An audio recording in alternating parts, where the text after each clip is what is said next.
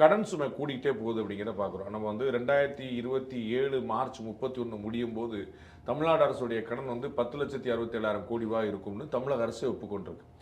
ரொம்ப ஷாக்கிங்கான விஷயம் என்னென்னா, சுதந்திரம் பெற்றதுலேருந்து இப்போ வரைக்கும் தமிழ்நாட்டுடைய கடன் வந்து 2021 வரைக்கும் 5 லட்சம் கோடியாக இருந்துச்சு. சுதந்திரம் பெற்றதுலேருந்து 2021 வரைக்கும் 5 லட்சம் கோடியாக இருந்துச்சு. 2021லேருந்து 26 வரைக்கும் பார்த்தீங்கன்னா 10 லட்சம் கோடியாக மாறி நிற்குது.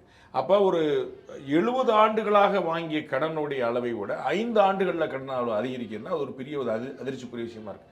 பரவாயில்ல, கடன் வாங்குறத கூட நம்ம புரிஞ்சு கொள்ளலாம். நம்ம வந்து கடன் எல்லாரும் நீங்கள் வாங்குறீங்க, நான் வாங்குறேன், பேங்க்ல எல்லாருமே வாங்குறோம். ஆனால் கடன் எதுக்காக அப்படிங்கிற கேள்விக்கு பதில் கிடையாது. இந்த ஆண்டு மட்டுமே 1,70,000 கோடி ரூபா வந்து கடன் வாங்க போகிறாங்க. இந்த ஆண்டு மட்டுமே வாங்க போகிற கடன்.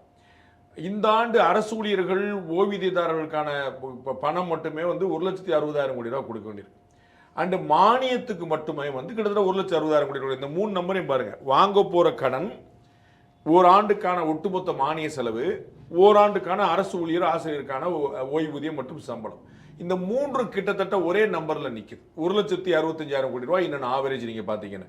அப்ப சரியான திசையை நோக்கி நம்முடைய நிதி மேலாண்மை இருக்குதா அப்படின்னு ஒரு $1 மில்லியன் கேள்வி எழுது.